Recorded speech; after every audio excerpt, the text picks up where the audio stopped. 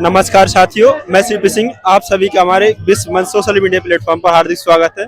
आज मैं बिहार की रामगढ़ क्षेत्र में हूँ और यहाँ पर ये पीछे नदी बहती हुई देख रहे हैं, ये दुर्गावती नदी है। इसी के किनारे यहाँ के जो आसपास के निवासी हैं आज छठ पूजा मनाने के लिए यहाँ पर आए हुए हैं। आज छठ पूजा का आज तीसरा दिन है। आज हम यहाँ के कुछ लोगों से जानना चाहेंगे कि छठ पूजा क्यों मनाई जाती है और कब से इसको मनाना शुरू किया गया है और इसका क्या महत्व है। आइए चलते हैं और कुछ लोगों से बातचीत करने का प्रयास करते हैं। क्या नाम पड़ेगा भाई साहब? मेरा नाम अभिषेक यादव है और मैं काशी विद्यापीठ विश्वविद्यालय का पूर्व छात्र संघ अध्यक्ष भी हूँ। जैसे जो छठ पूजा का महापर्व चल रहा है बिहार में, क्या बताना चाहेंगे हमको छठ पूजा के बारे में आप? सबसे पहले तो मैं आपको यही कहूँगा कि बिहार के जो गौरव थी पूज्य शारदा सिन्हा जी नहीं रही। मैं उनको नमन करता हूँ और अपने यहाँ पे जितने उपस्थित ये क्लब जो बना है रॉयल क्लब, उसके द्वारा मैं उनको श्रद्धांजलि अर्पित करता हूँ, उनको कोटि कोटि प्रणाम करता हूँ। और जो छठ पूजा जो है ये महापर्व के रूप में देखा जाता है। पूरे बिहार ही नहीं, आज के तारीख में लगभग देश विदेश में भी चर्चा है छठ पूजा को लेकर के, क्योंकि ये पूजा जो है प्रकृति की पूजा है, भगवान सूर्य की पूजा है, भगवान सूर्य की आराधना है।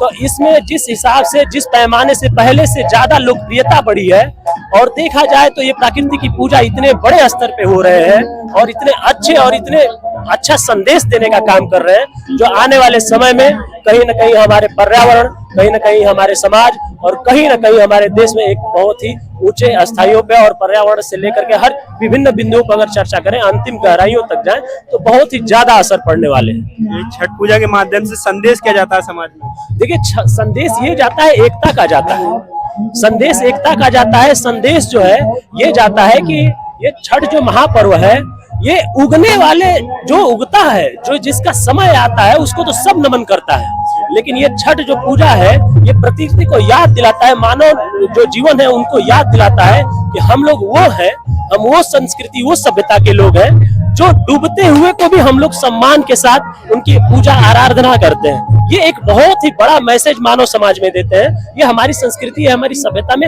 हजारों सालों से चली आ रही है। छठ पूजा की अगर बात करें तो इसकी शुरुआत कब से हुई है? देखिए, जहाँ तक मान्यता है ये जो छठ पूजा है ये हजारों सालों से चली आ रही है। ये छोटी छोटी जो है रीजनल जो बोला जाता है, भारत विभिन्नताओं का देश है, छोटे छोटे हर 3 किलोमीटर पे बोली भाषा बदल जाती है। उसी तरह से पहले छठ जो है केवल बिहार और झारखंड में ही मनाया जाता था, लेकिन आज के समय में लगभग पूरे उत्तर प्रदेश, महाराष्ट्र, उड़ीसा और कहीं न कहीं पश्चिम में भी देखे जा रहे हैं बड़े पैमाने पर। और इसका अंदाजा लगाना भी बड़ी सटीक नहीं होगा।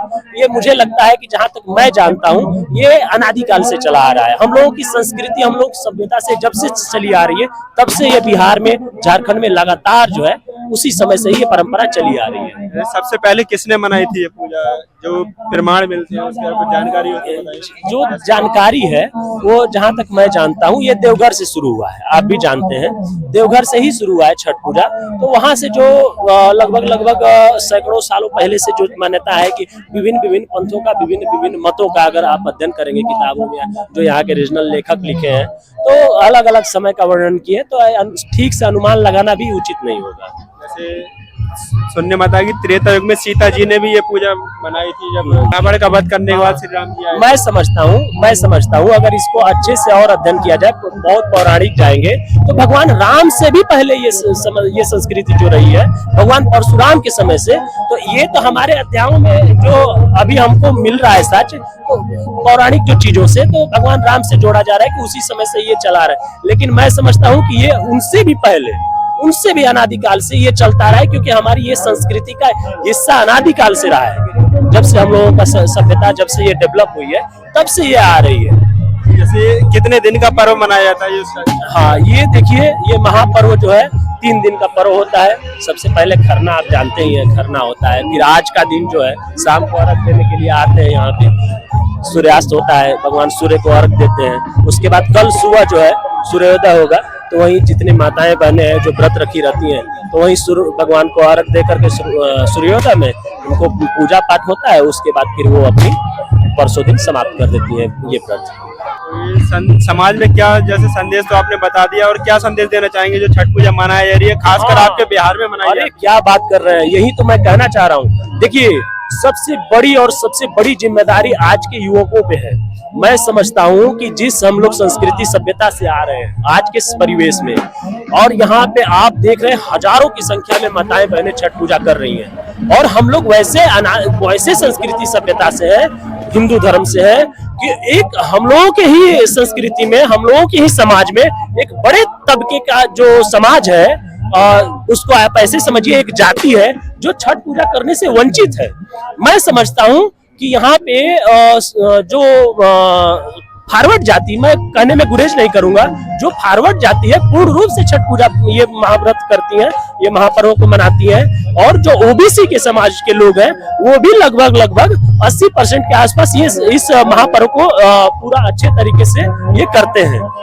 लेकिन हमारे ही संस्कृति, हमारे ही सभ्यता में एक ऐसा वर्ग, एक ऐसा समाज जो है अभी भी पिछड़ा हुआ है, अभी भी उसको ये महापर्व करने में वो सक्षम नहीं है। खास करके हमारी रूढ़िवादी व्यवस्था, खास करके हमारी जो है इस तरह से आप समझिए कि जो हमारे समाज में जो बुराइयां हैं वो इतनी बड़े स्तर पे ही है, बहुत पहले से है, इसको हम लोग खत्म करना चाहते हैं।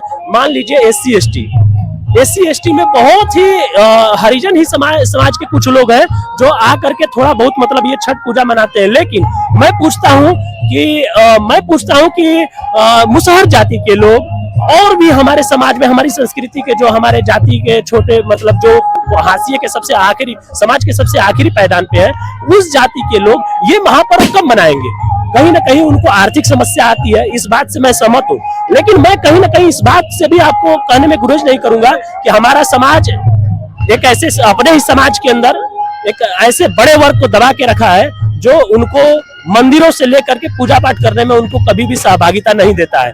और मैं इस जो रूढ़िवादी व्यवस्था है, इसको अगले साल से मैं आपको सुनिश्चित करना चाहता हूं कि अगले साल से यहाँ पे 50 घरों के लगभग मुसहर जाति के 50 मुसहर जाति की महिलाएं यहाँ पे व्रत करेंगी, और उनका पूरा खर्चा जो है आर्थिक रूप से तन मन धन से उनका जो है मदद करूंगा, और यहाँ पे पूरा भव्य उन लोगों के लिए एक शुरुआत करूंगा कि हमारे समाज के सबसे अंतिम पायदान पे वो जातियां जो सक्षम नहीं है मनाने के लिए, उनको भी इस पर्व में अपने समाज में ही सम्मिलित करें, ताकि ये संस्कृति है कभी भी ये मिटनी नहीं चाहिए, सभ्यता मिटनी नहीं चाहिए। हम लोगों की युवाओं को आगे आकर के उन लोगों को अपने साथ कदम में कदम मिला के आगे बढ़ना चाहिए। बहुत बहुत धन्यवाद। आप शिक्षित हैं और समाज में समानता की बात कर रहे हैं, ये बहुत बड़ी बात है। अरे हम नहीं करेंगे तो फिर करेगा कौन? जो रूढ़िवादी व्यवस्था है उसको खत्म करिए, आधुनिकता को अपनाइए, लेकिन अपनी संस्कृति, अपनी सभ्यता के साथ अपनाइए। मान लीजिए कि मेरे ही परिवार के अगर कोई सदस्य जो है सक्षम नहीं है, तो उसको अपने हाथ पकड़ के अपने साथ लेकर के चलिए, तब समाज का विकास हो सकता है, तब नगर का विकास हो सकता है, तब देश का विकास हो सकता है, मैं समझता हूँ। बहुत बहुत धन्यवाद आपका, आपने हमें छठ पूजा के बारे में रूबरू कराया, और यहाँ पर देखिए कितने बड़े स्तर पर जो छठ पूजा मनाई जा रही है, और बहुत ही भव्य तरीके से ये पंडाल वगैरह लगाया गया है, और सब शोभा वगैरह की गई है, लाइटिंग सब अच्छे तरीके से यहाँ पर व्यवस्था की गई है। ये यहाँ का जो मुख्य जो कार्यकर्ता कौन है? जी, ये रायल क्लब जो नवयुवक संघ समिति है, इसके जो प्रेसिडेंट है, जो अध्यक्ष है, राजकुमार सिंह यादव जी हैं, और जो उपाध्यक्ष हैं वो सुनील जी हैं।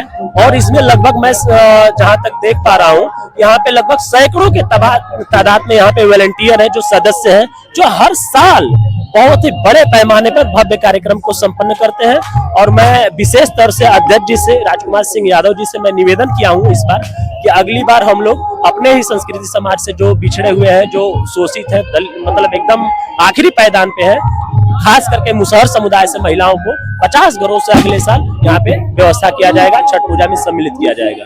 बहुत बहुत धन्यवाद।